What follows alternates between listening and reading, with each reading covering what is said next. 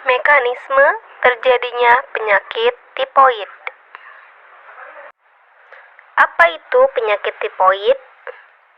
Demam tipoid merupakan suatu penyakit infeksi sistematik bersifat akut yang disebabkan oleh Salmonella typhi.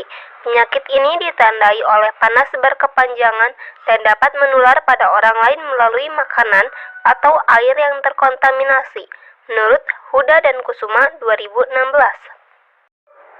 Selanjutnya, trias epidemiologi penyakit tipoid atau segitiga epidemiologi penyakit tipoid.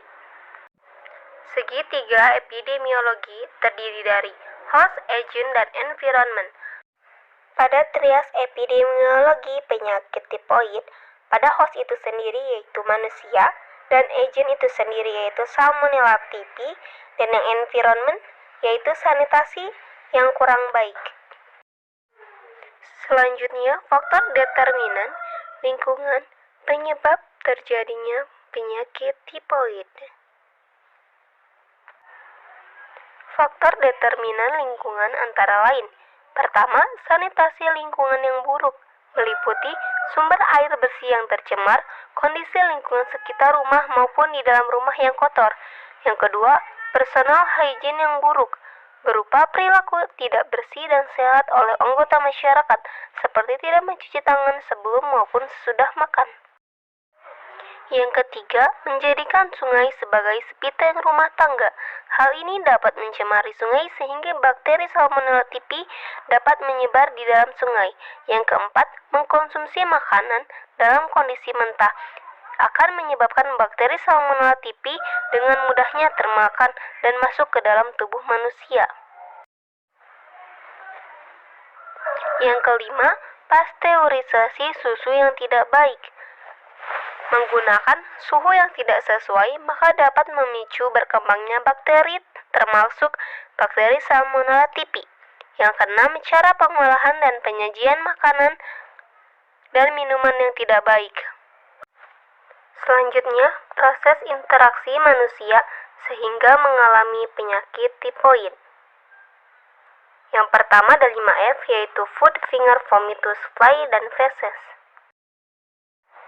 Menurut Sudoyono 2014, bakteri Salmonella typhi dan Salmonella paratyphi masuk ke dalam tubuh manusia melalui makanan yang telah terkontaminasi kuman. Sebagian kuman dimusnahkan oleh asam lambung dan sebagian lagi masuk ke usus halus dan berkembang biak.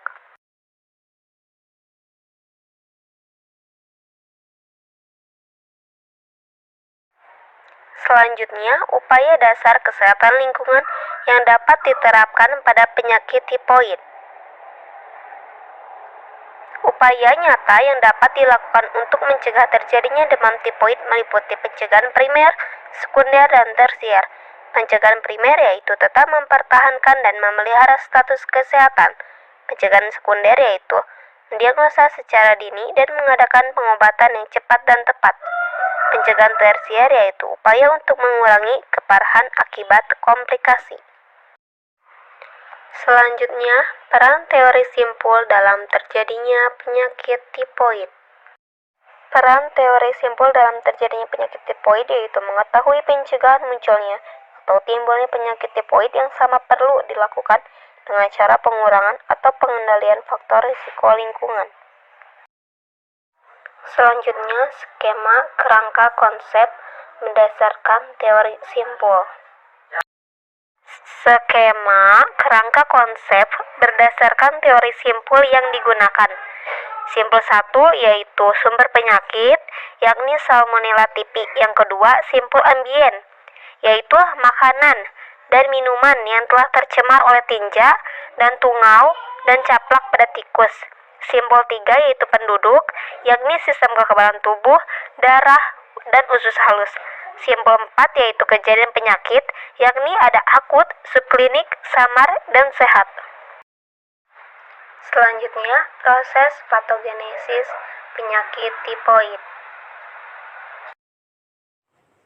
Proses patogenesis penyakit tipoid yang pertama, tahap inkubasi, yaitu Salmonella typhi telah masuk ke dalam tubuh tetapi gejala fisik belum nampak.